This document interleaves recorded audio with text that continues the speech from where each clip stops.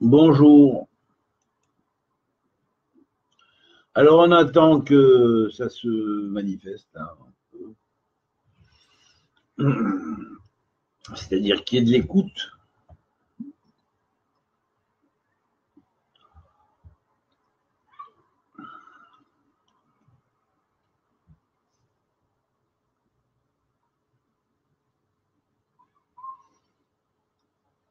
Bon, allez, on y va. On va commencer.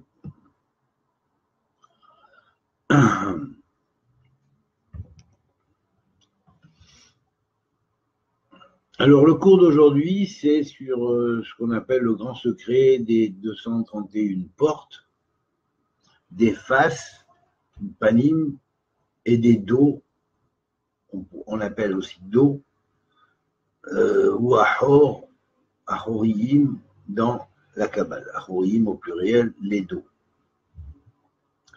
Alors, ou les après. On met en relation ces 231 portes, bien sûr, avec la combination de chacune des lettres, parmi les lettres dites de l'alphabet de 22 lettres, l'alphabet hébreu de 22 lettres, dans lequel les lettres sont classifiées selon le Sefer Yetzira en 3 lettres dites mères ou amot, 7 lettres dites doubles ou kfulot, Sheva kfulot, 7 multipliantes, et 12 lettres dites simples ou pshutot. Lorsqu'elles sont, ces lettres, ces 22 lettres, combinées toutes les unes avec les autres, sans qu'il y ait de retour de lettres, c'est-à-dire 2 fois un aleph, ou 2 fois un bet, ou 2 fois un gimel, mais à partir du moment où, prenons les 2 premières lettres se combinent, l'aleph avec le bet, ensuite vient la combinaison aleph avec gimel, et ainsi de suite, jusqu'à aleph, jusqu'à vetav, et tav. Bien sûr, les inverses, c'est-à-dire bet aleph, ou gimel aleph, ou dalet aleph, et ainsi de suite. On ne parlera pas de aleph aleph, puisque c'est d'aleph qu'on parle, donc de même qu'on ne parlera pas de bet lorsqu'il sera question de bet, ou de gimel lorsqu'il sera question de gimel combiné avec lui-même. Bien que les mots existent, des racines existent, mais elles sont en dehors de ce qu'on appelle les combinations des fameuses 231 portes dont parle le Sefer Yetzira au livre de la création.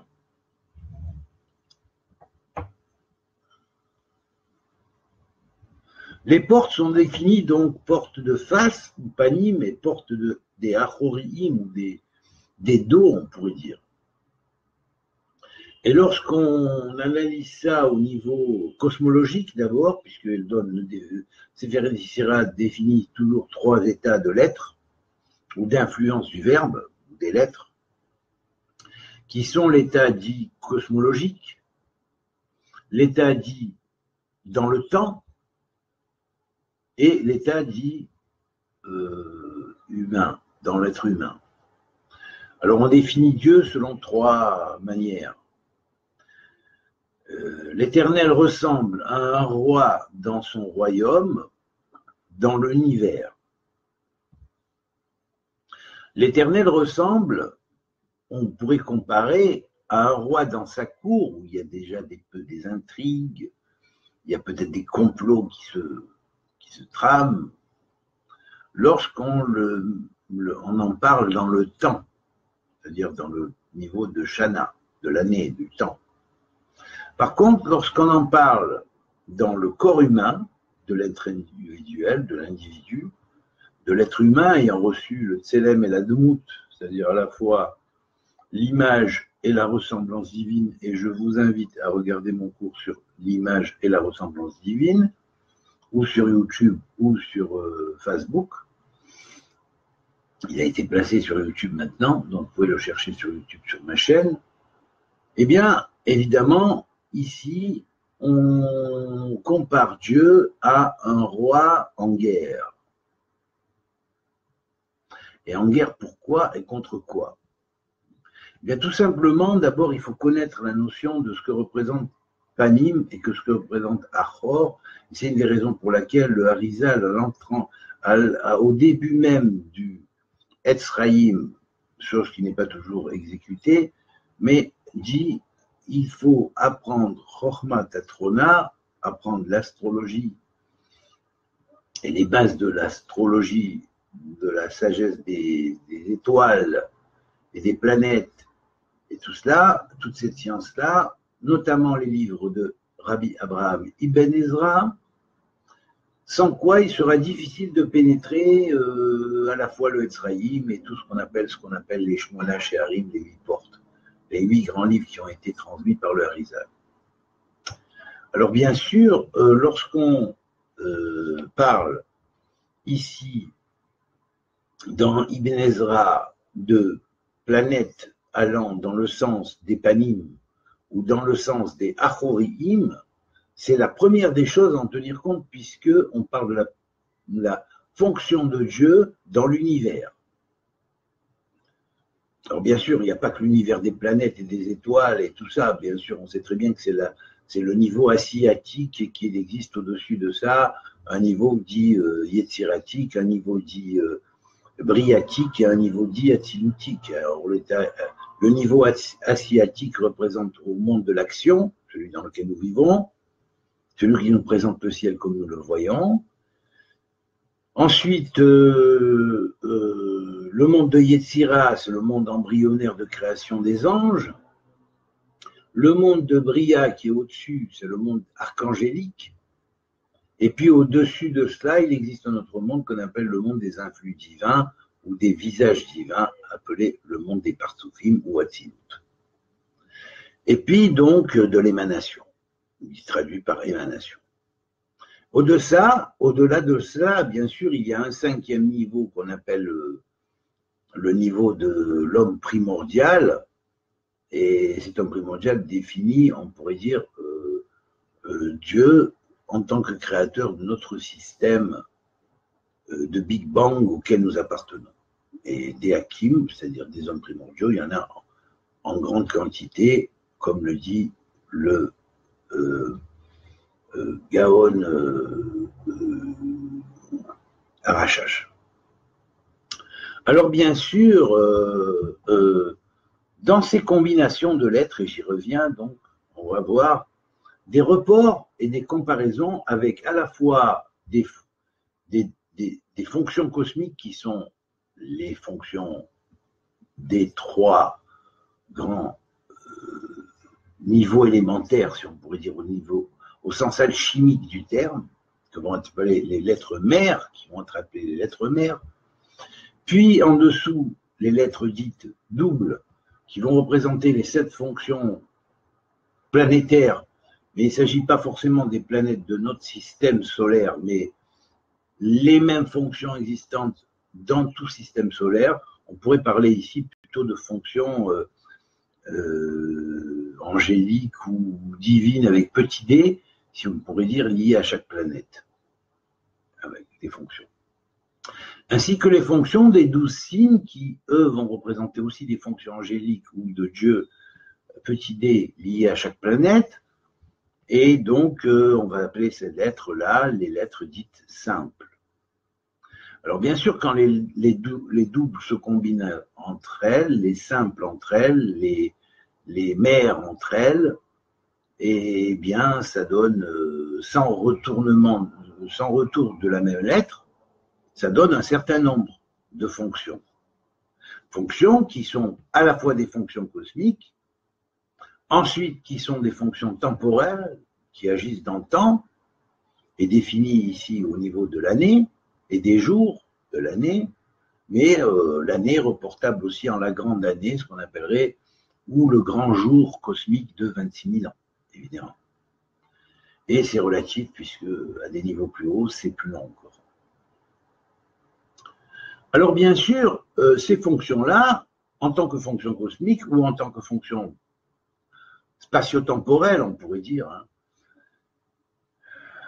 avec toute la notion relative de l'espace, hein, bien sûr, de l'espace-temps, bien sûr.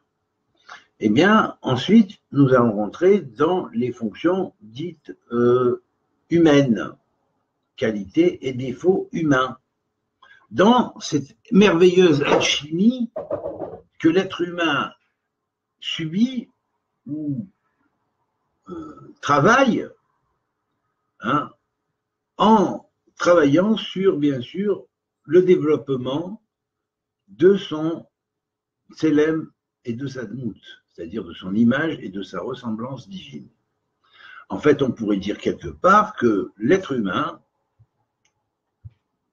est un petit, hein, je précise bien, petit Dieu avec petit d, bien évidemment, en formation, au niveau individuel.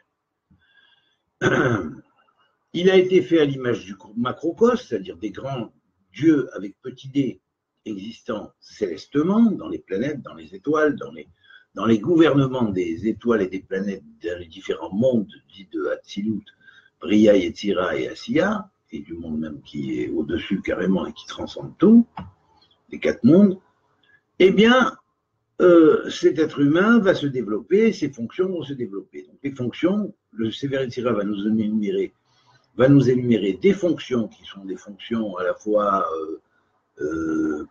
telles que l'audition, la vision, le senti, le toucher, le coït, la marche, donc des fonctions, mais en même temps des organes. Et là, il va y avoir les reports d'organes dans le nefesh, ou l'âme spirituelle, et des fonctions d'organes avec les relations d'un corps physique. Et ça, il faut se référer à l'astrologie connue de Ibn Ezra, parce que le Sefer Yetzira ne les donne pas, il parle de fonctions qui existent dans le monde de Yetzira, c'est-à-dire déjà dans le monde de la forme, qui, s'imprégnant dans la matière, donne la matière imprégnée de forme. Donc, pour les fonctions, nous allons voir et nous analyser au niveau surtout de l'être humain. Il y en a 231, mais comment arrive-t-on à 231 et plus 231 autres? Il y en a en fait 462. Ces 462, on les atteint comment? Le Aleph, Bet, le Aleph, le Mem et le Shin sont les 3 lettres mères. Donc on va avoir Aleph combiné avec Mem, puis combiné avec Shin, puis Bet combiné avec Mem combiné avec Shin et Aleph, puis Shin combiné avec Aleph et avec Mem, et donc nous avons 6 fonctions. Ce qui veut dire que si Aleph, Mem, Shin représentent les 3 mondes en global, en grand, c'est pour ça qu'elles sont appelées lettres mères dans l'individu, elles vont représenter le monde de la tête, si on pourrait dire, ou contenant l'esprit, l'intellect. Elle va représenter le monde du cœur, incluant tout le haut du thorax, donc la poitrine, avec à la fois le cœur et les poumons, et elle va représenter le système cœur-poumon avec l'Aleph, alors que le Shin va représenter le cerveau, hein, et bien sûr le Mem va représenter tout le système digestif, partant de l'estomac jusqu'à l'intestin, le gros intestin et l'intestin grêle. Alors bien sûr, quand ces fonctions se combinent entre elles, ça va donner, on va partir d'abord du Aleph, qui est le cœur. Alors Aleph combiné avec Mem va dire le ventre de, on pourrait dire le ventre quelque part, et tout le système digestif du système cœur-poumon. Alors bien sûr, c'est quoi? C'est comment les cellules dans le cœur, le sang qui circule dans le cœur vont manger, comment elles vont se nourrir, comment elles vont excréter, comment elles vont rejeter le surplus, alors que le Aleph combiné avec le Shin va expliquer comment l'énergie descend du monde de la tête, du cerveau, va couler à l'intérieur de tout le système sanguin qui est relié et des poumons qui transmet à la fois l'oxygène dans le corps et rejette ce qui n'est pas bon. Et puis, de la même manière, comment toutes les cellules vont être brûlées, certaines cellules vont être brûlées, comment l'énergie va être, on pourrait dire, va brûler les scories et les éliminer. Donc, on va voir le système du carbone automatiquement qui se monte à partir de là. On a, à partir de toutes les combinations donc, de cette manière-là, on pourrait dire même avec Chine et même avec Aleph. Quand on va dire même avec Chine, c'est la relation du système digestif, mais qui a en lui l'énergie, donc toute l'énergie qui part d'ici jusqu'au bas-ventre et qui va circuler dans notre estomac, intestin et gros intestin et intestin grêle, va pratiquer, si on pourrait dire, une brûlure ou brûler, si on pourrait dire, toutes les mauvaises substances qui vont être éliminées ensuite au niveau soit des reins, si c'est liquide, par l'urine, et soit des excréments par le piatabat, c'est-à-dire par je ne sais pas comment on appelle ça. Enfin, bref, par les organes de sortie. Voilà.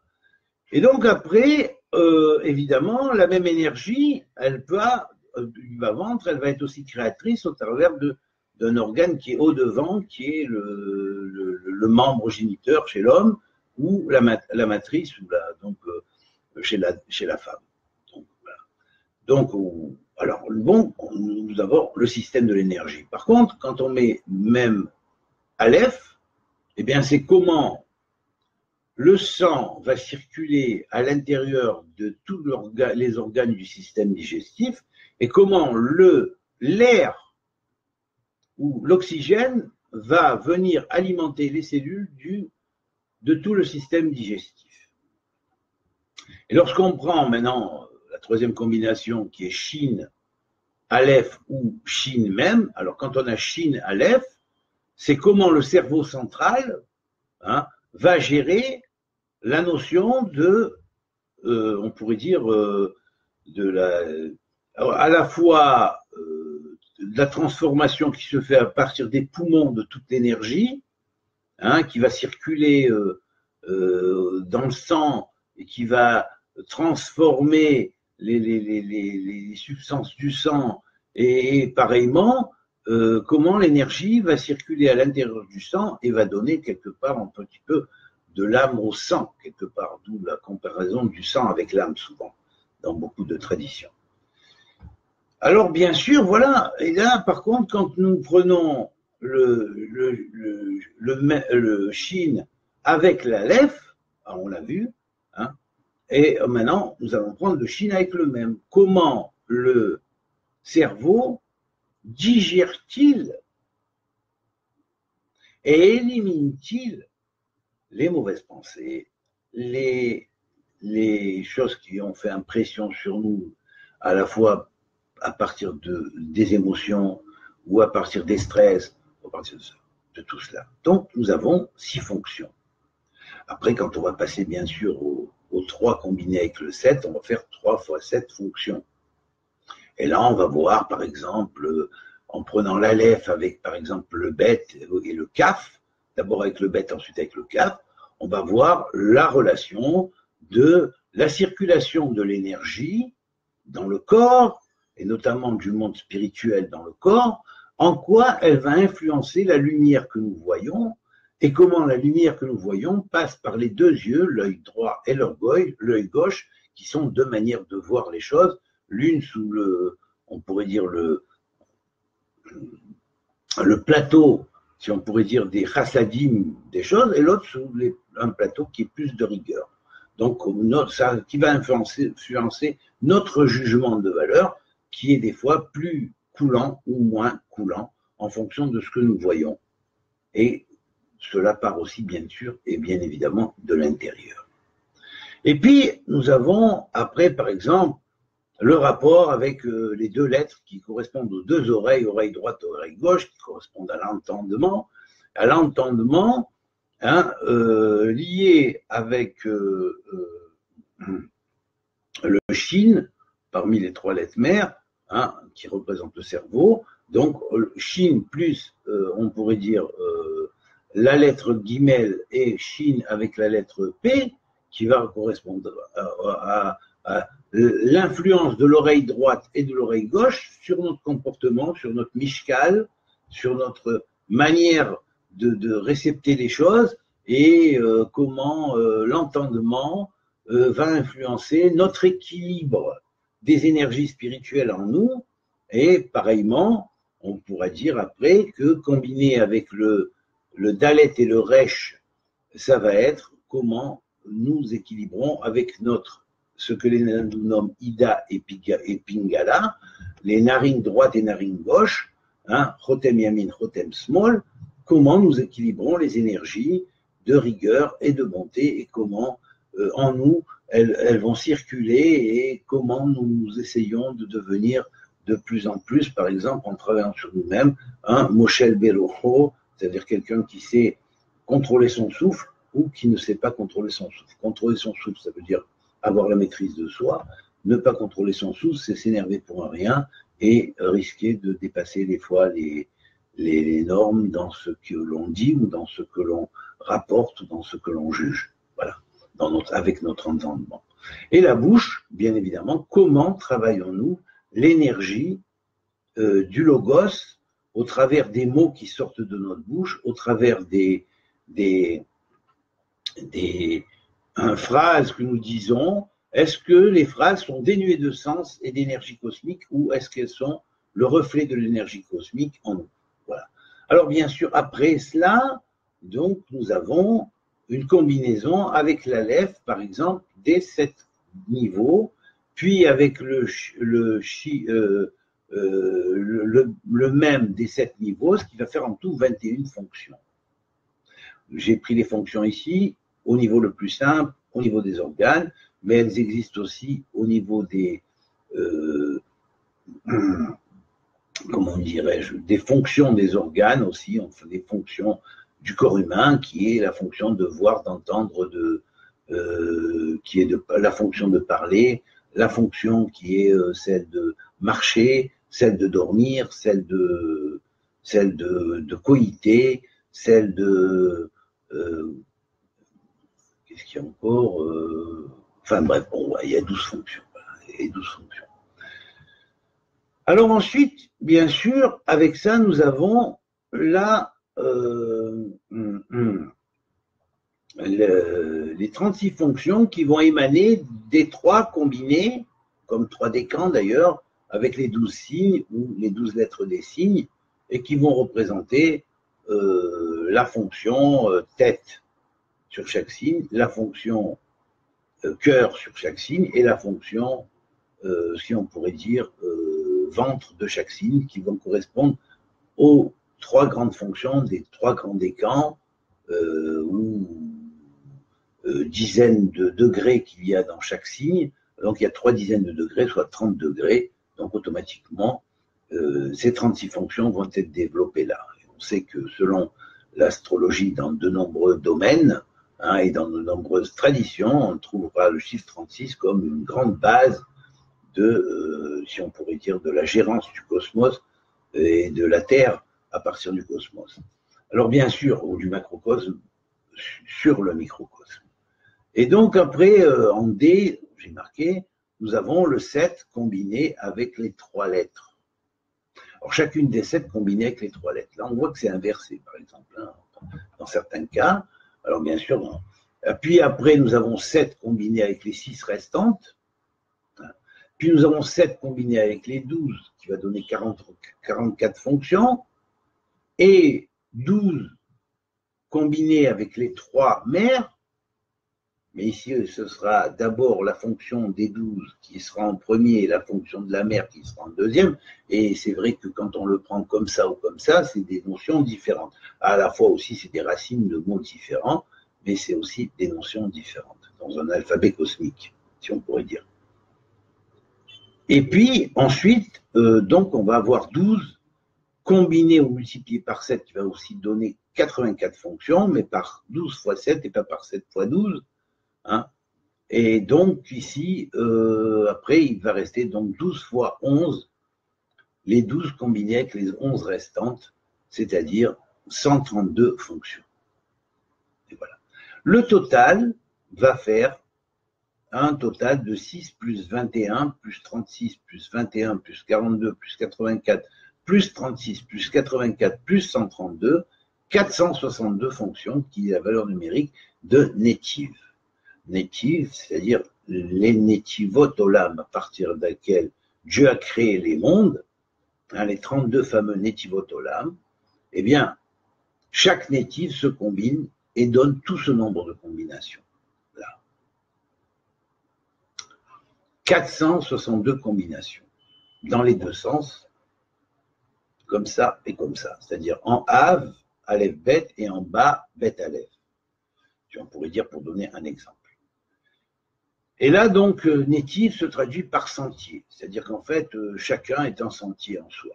Alors, vous voyez, il n'y a pas que seulement ce qu'on appelle les 32 sentiers de la sagesse, les Shloshim Veshtaim Netivot Olam, mais le Netiv, chaque Netiv inclut, parmi les 32 sentiers de sagesse, inclut la totalité de ses fonctions, c'est-à-dire 462 fonctions qui viennent après la lettre elle-même première, qui est la lettre du sentier. Voilà. Et les autres après viennent en combiner après. Et donc ensuite, nous avons donc ce nombre-là divisé par 2, c'est-à-dire 462 divisé par 2 va nous donner 231, qui est le nombre des portes. Le nombre des portes qui est relatif aux lettres hébraïques, hein, et qui est lié au nombre 22, qui sont les 22 lettres basiques, qui ont différentes valeurs numériques, bien sûr, aussi, ça, il faut en tenir compte, hein, à la fois arithmétiques et géométriques, combinées, lorsqu'elles sont combinées, ces lettres-là, 2 à 2, en mettant la une avant la deuxième, ou la deuxième avant la première, c'est-à-dire dans le sens de l'ordre de l'alphabet. Alors, à quoi correspondent, selon Sefer Yetzira, interprété par Ibn Ezra, qui était quand même un grand spécialiste de l'astrologie kabbalistique névoïque, surtout prophétique, il disait, comme ça, il donne, quand les lettres vont dans le sens des aiguilles d'une montre, ou dans le sens, pardon, par exemple, du zodiaque, hein, dans le sens des signes du zodiaque, hein, qui est le sens contraire des aiguilles d'une montre, pardon, dans l'année, ok, eh bien, c'est une voie qu'on appelle directe. Par contre, lorsqu'il va dans le sens des aiguilles d'une montre, alors c'est vrai que le tout se déplace en mouvement apparent dans le sens des aiguilles d'une montre dans la journée. Mais ce n'est pas la journée normale qu'on fait référence, en fait, c'est à la grande année. La journée dite la grande année, c'est-à-dire celle de 26 000 ans. Et là, à ce niveau-là, hein, eh bien, à ce niveau-là, il y a un grand nombre d'années qui va dans le panim, dans le sens des panim, c'est-à-dire dans le sens direct, s'est passé, donc, la notion des achoriim, ou planètes rétrogrades, quand elles vont en rétrograde, elles vont dans un sens qui est en relation avec les airs, eh bien, elles sont là pour signifier ce que l'on appellerait la fonction karmique.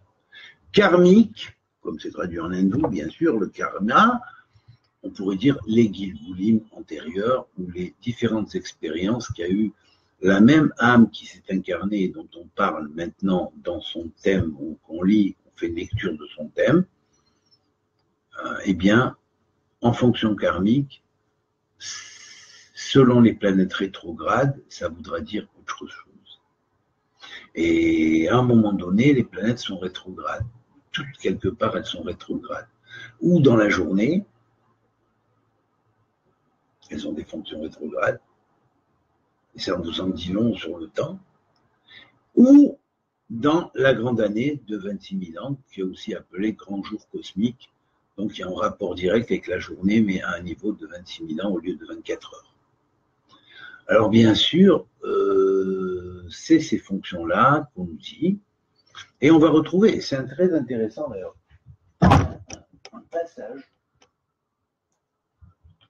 dans le livre des morts égyptiens nous aide à comprendre un petit peu mieux cette notion, ou ces notions-là d'organes combinés. C'est un passage où l'ascension est comparée au travers de 42 étapes, où le principe qui va être illuminé va monter dans la vie, et là on va dire je suis un Osiris vivant, enfin une lumière vivante, disons que je suis une lumière vivante, maître de la vie, maître de tout, ce qui est en moi bien sûr, dans la demeure de l'être. Je parle de ça, moi je traduis à la manière dont Hanoch l'avait transcrit, ou transmis, pas tel que ce que son a fait par la suite.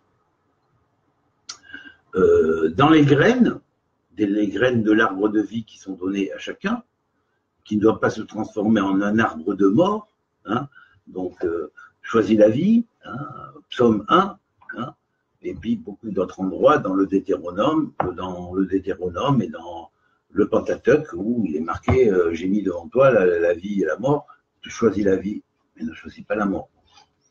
Donc voilà. Alors bien sûr, dans les graines, dans le sud, dans le nord, dans la Haute-Égypte, dans la Basse-Égypte, cela correspond à différentes étapes, puisque dans la Haute-Égypte, il y a 22 sites sacrés, et dans la Basse-Égypte, il y a 20 sites sacrés, donc ce qui fait en tout 42 sites sacrés, ça correspond au Tikkun.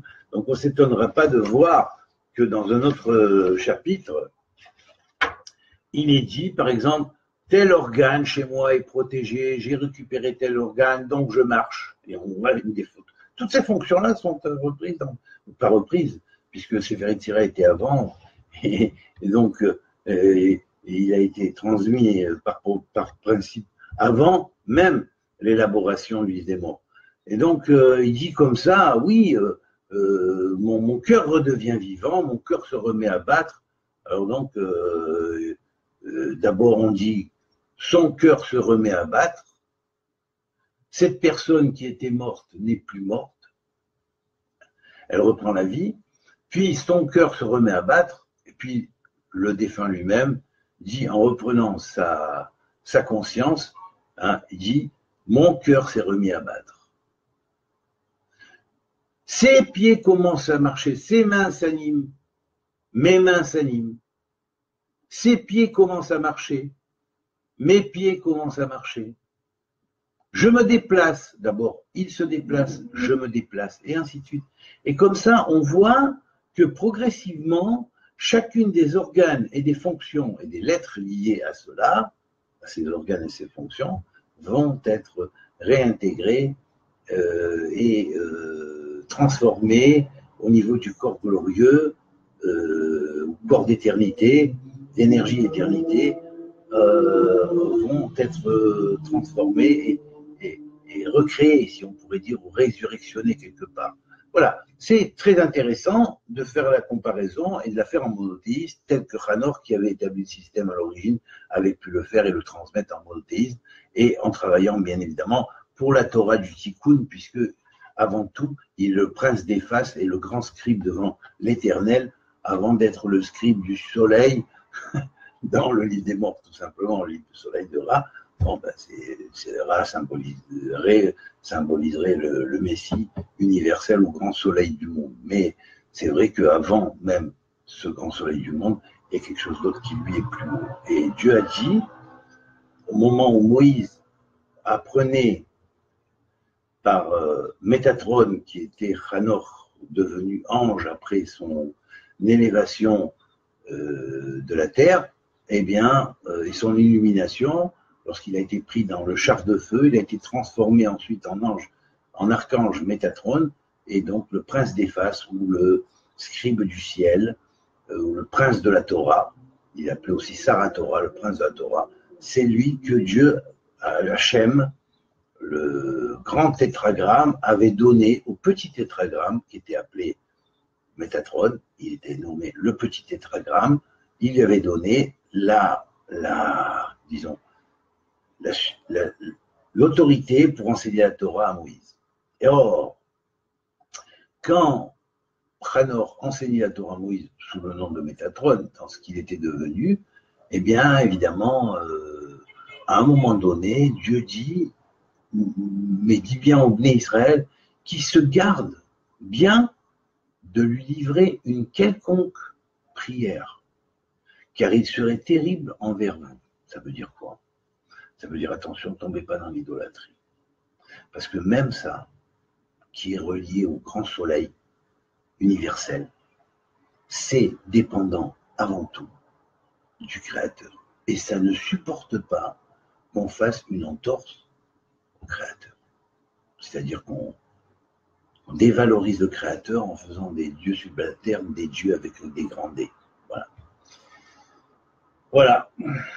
Alors, à vous de comprendre, il y a une erreur qu'il y a eu à 2000 ans où la parole a été pervertie sur quelqu'un qui n'a pas voulu jamais être adoré comme un dieu et qui s'en serait bien gardé et dont le principe même auquel on l'a identifié ne se permettrait pas de s'identifier au Créateur lui-même et de recevoir une quelconque des prières au nom de Dieu qui va vers le Créateur.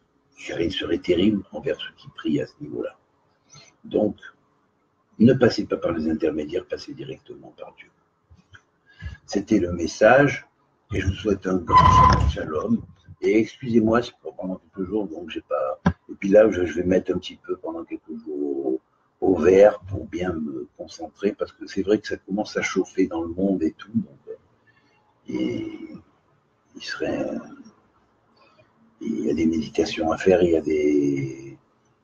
y a des prières à faire pour que Dieu nous révoque les mauvais décrets et qu'il fasse qu'on ait ce que j'ai appelé moi dans mon livre de Gog et Magog, Gog et Magog, option 2 et pas option 1, parce qu'option 1 c'est l'option de la rigueur, option 2 c'est l'option de la miséricorde. Alors, espérons qu'on l'aura, et il faut des hommes de bonne volonté pour ça. Je vous ai assez beaucoup transmis de choses, à vous de les mettre en pratique et de prier pour que Dieu révoque ses décrets et que les entités de ténèbres ne puissent pas perturber le monde plus et à pire qu'il n'est perturbable. Chacun, selon ce qu'il a semé, peut récolter. Voilà.